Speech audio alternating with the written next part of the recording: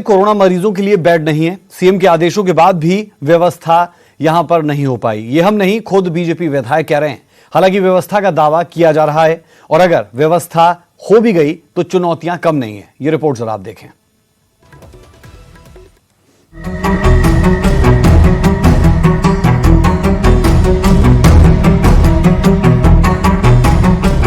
Corona कोहराम मचा रहा है, हालात बद से बदतर हो रहे हैं। अस्पताल मरीजों से भर गए हैं। ऐसे में कोरोना मरीजों को अस्पताल में बेड नहीं मिल रहे। सबसे ज्यादा बुरा हाल तो उन मरीजों का है जो ऑक्सीजन पर है या फिर जिन्हें वेंटिलेटर की जरूरत है, क्योंकि अस्पताल तो मरीजों से पहले ही भरे पड़े हैं। ऐसे में परेशानी और ज्यादा बढ़ गई है। साइबर सिटी गुरुग्राम हरियाणा का सबसे ज्यादा प्रभावित जिला है, जहाँ रोजाना हजारों लोग कोरोना की चपेट में आ रहे हैं। ऐसे में सीएम मनोहर लाल ने खुद बीड़ा उठाया साइबर सिटी में कोरोना मॉनिटरिंग का और 26 अप्रैल को अधिकारियों को आदेश दिए कि 500 बेड्स की व्यवस्था की जाए। बावजूद इसके जमीनी हकीकत कुछ और ही है। हम जो है वो 300 बेड की व्यवस्था करने जा रहे हैं वो, और पीएसआई हॉस्पिटल के अंदर भी हम व्यवस्था कर रहे हैं। इस तरीके से 500 बेड की व्यवस्था हमारी बहुत जल्दी ही शुरू हो जाएगी।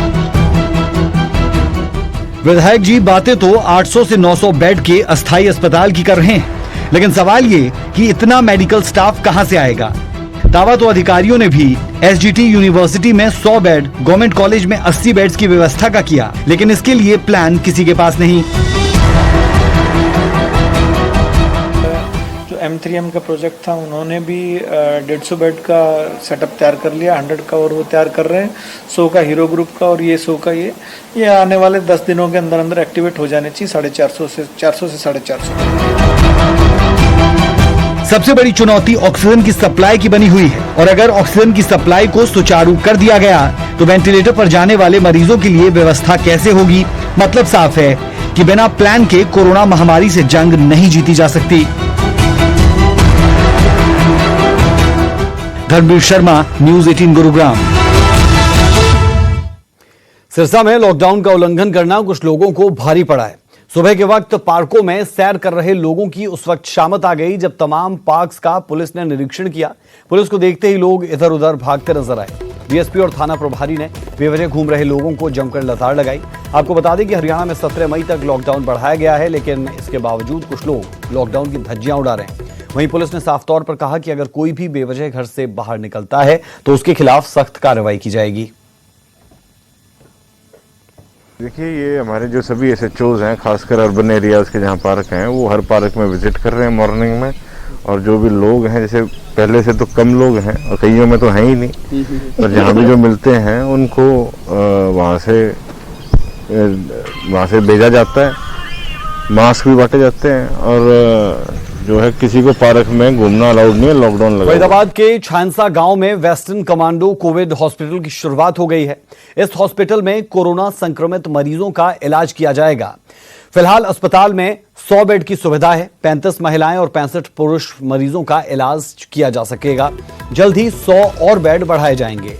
इसका काम शुरू कर दिया गया है। वहीं इस मौके पर केंद्रीय राज्य मंत्री कृष्णपाल गुर्जर ने कहा कि देश की सेना हर आपात स्थिति से निपटने में सक्षम है और कोरोना महामारी से निपटने में सेना का पूरा सहयोग मिल रहा है। वहीं उन्होंने कहा कि हॉस्पिटल में ऑक्सीजन की कमी नहीं होगी। सभी बेड के हाथ ऑक्सीजन और वेंटिलेटर की सुविधा उनके पास मौजूद है। 300 ऑक्सीजन सिलेंडर एडवांस में रखे गए हैं। अभी इस हॉस्पिटल में सेना के डॉक्टर्स ही मरीजों का इलाज करेंगे। ये कोविड का संकट आया है तो हमारे देश की सेना उसमें अपना भरपूर सहयोग कर रही है, और उसी निमित्त फरीदाबाद के इस छानसा में अटल बिहारी मेडिकल हॉस्पिटल में वेस्टर्न कमांड द्वारा 100 बेडेड कोविड हॉस्पिटल का आज लेवल 1 का फैसिलिटी है। ये डिस्ट्रिक्ट की जो हेल्थ अथॉरिटीज़ हैं उनकी मदद से चलाई जाएगी। तो यहाँ पर जो भी पेशेंट रेफर होगा वो चीफ मेडिकल ऑफिसर के ऑफिस से नोडल ऑफिसर लगाए गए हैं, वो यहाँ पर रेफर करेंगे। और चूंकि यहाँ पर सिर्फ ऑक्सीजन बेड्स फर्स्ट फेज में अवेलेबल हैं, तो इसी तरह के पेशेंट रेफर किए जाएंगे। खबर अंबाला से है, जहां पुलिस ने एक घर से 33 खाली ऑक्सीजन सिलेंडर बरामद किए हैं। साथ ही एक शख्स को हिरासत में लिया है। वहीं इस मामले पर स्वास्थ्य मंत्री अनिल विज ने कहा कि हम जमाखोरी के मामलों के खिलाफ कार्रवाई कर रहे हैं। अब तक कम से कम 45 लोगों को गिरफ्तार किया गया है। आपदा के समय जमाखोरी करने वालों को बख्शा नहीं जाएगा।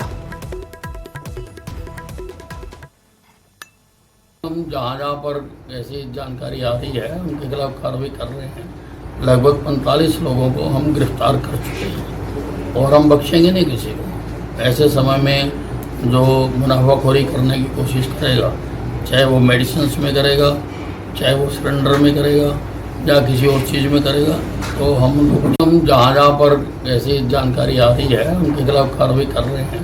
लगभग 45 लोगों को हम गिरफ्तार कर चुके हैं और हम बख्शेंगे नहीं किसी को। ऐसे समय में जो मुनाफाखोरी करने की कोशिश करेगा, चाहे वो मेडिसिन्स में करेगा, चाहे वो सिलेंडर में करेगा या किसी और चीज़ में करेगा, तो हम। देश में बेकाबू हो रहे कोरोना पर कांग्रेस ने केंद्र सरकार को निशाने पर लिया है।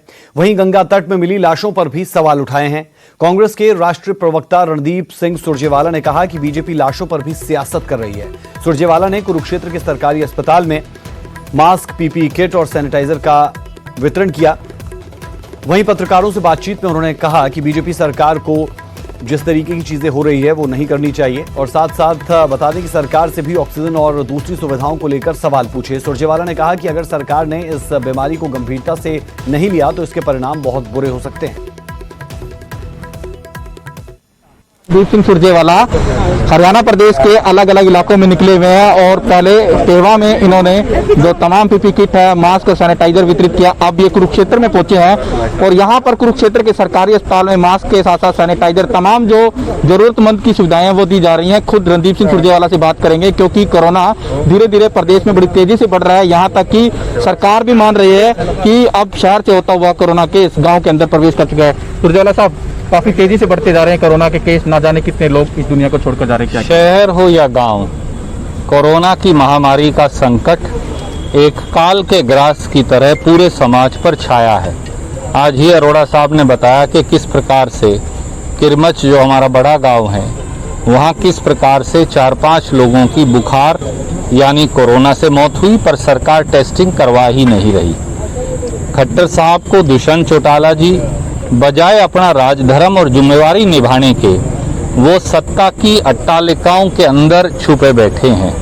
बजाय आज जनता में जाकर ऑक्सीजन उपलब्ध करवाने, आइवरमेक्टिन और रेमडेसिवियर का इंजेक्शन दिलवाने, फेबिफ्लू की गोली दिलवाने, टोसिलाजोम का इंजेक्शन दिलवाने, जिंकोविट और पैरासीटामोल का इंतजाम करवाने, वेंटिलेटर का इंतजाम करवाने, अस्पताल बेड्स का इंतजाम करवाने, उनकी बजाय सरकार नदारद है, उसकी गुमशुदगी के पर्चे लगे हैं। आज सरकार लोगों की जिंदगी से खेल रही है। सरकार, खट्टर सरकार जिम्मेवार है। इस प्रदेश के अंदर लगभग 5,500 लोगों की कोरोना से मौत हो चुकी, 6 लाख को कोरोना का आंकड़ा पार कर चुका। कौन जिम्मेवार है? वो 300 करोड़ रुपया जो मुख्यमंत्री ने आपदा राहत के नाम पे इकट्ठा किया था और 20,000 करोड़ जो प्रधानमंत्री मोदी जी ने किया था, वो कहां गया? वो किसकी जेब में गया? एक तरफ देश भर में वैक्सीन की शॉर्टेज का आलम यह है कि कई राज्यों में 18 साल से ज्यादा उम्र वाले लोगों को टीके दिए जाने में देर या कटौती हो रही है, तो दूसरी तरफ वैक्सीन बर्बाद किए जाने का सिलसिला लगातार बना हुआ है। सबसे ज्यादा वैक्सीन वेस्टेज के मामले में हरियाणा लगातार लिस्ट में बना हुआ है।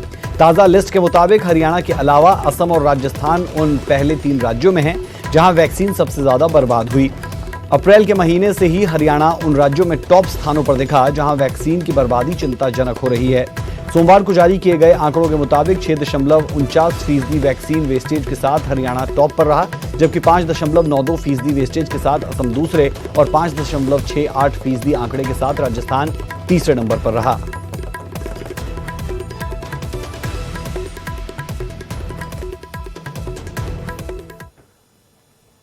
ऑक्सीजन संकट पर हरियाणा सरकार एक्शन में दिखी है। ऑक्सीजन आपूर्ति के लिए हवाई जहाज से टैंकर भेजे जा रहे हैं। 2 टैंकर ऑक्सीजन सप्लाई के लिए भुवनेश्वर भेजे गए। सीएम ने चंडीगढ़ एयरपोर्ट से जहाज को रवाना भी किया। वायुसेना की मदद से इस महामारी के खिलाफ जंग में ये मदद की जा रही है। मुख्यमंत्री मनोहर लाल ने सेना का भी आभार जताया है। सेना के सहयोग से कोविड अस्पताल तैयार हो रहे हैं। पानीपत और हिसार में 500 बेड के हॉस्पिटल बने हैं।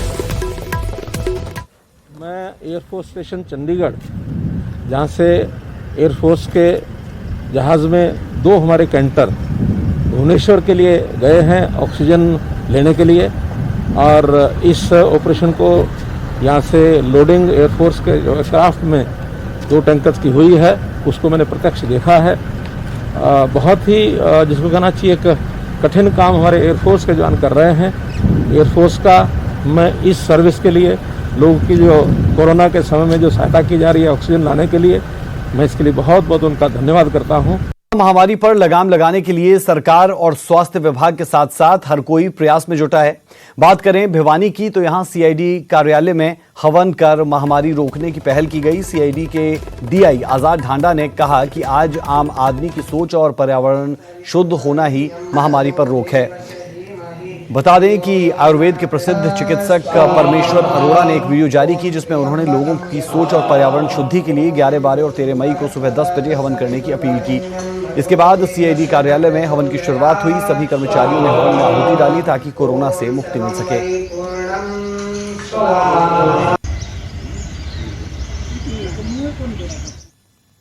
कि अगर कोई वायुमंडल में कोई बीमारी फैल जाए तो उसका एकमात्र इलाज है हवन, और वो भी देसी घी, गाय के घी से।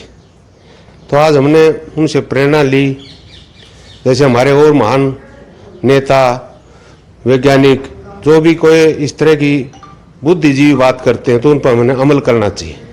आज कोई क्रिटिसाइज का टाइम नहीं है, आज एक अच्छे वातावरण देने का टाइम है।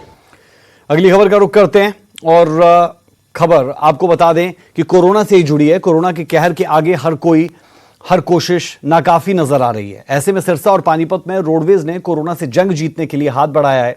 सिरसा में जहां रोडवेज की बसों को एम्बुलेंस बनाया गया, वहीं पानीपत में रोडवेज की बसें कोविड अस्पताल के पैरामेडिकल स्टाफ को सेवाएं देंगी।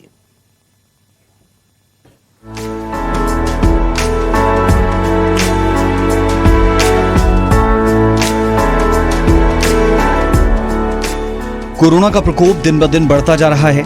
कहीं ऑक्सीजन की कमी खल रही है तो कहीं वेंटिलेटर की। यहां तक कोरोना मरीजों को अस्पताल जाने के लिए एम्बुलेंस तक नहीं मिल पा रही।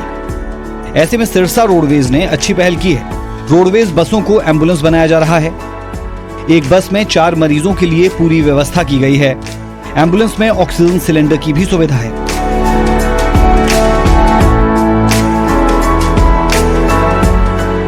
तो हमने गाड़ियों में सीट रिमूव कर दी है और उनकी जगह हम ये सीटें बनाई हैं, जिसमें चार जो है ना ये पेशेंट के लिए स्पेस दिया गया और चारों को इंडिविजुअल अलग से सिलेंडर दिए गए हैं।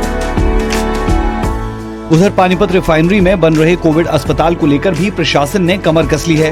प्रशासन ने रोडवेज अधिकारियों से भी बैठक कर नया प्लान तैयार किया। अब कोविड अस्पतालों से रोडवेज की बसें पैरामेडिकल स्टाफ को लेकर जाएंगी। 3 शिफ्ट में बसों को भेजा जाएगा और हर शिफ्ट में 5 बसें होंगी।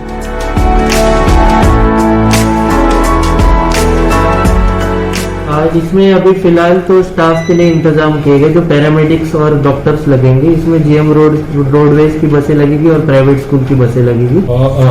जिस हिसाब से प्रशासन की रिक्वायरमेंट रहेगी उस हिसाब से हम बसेस मुहैया कराएंगे।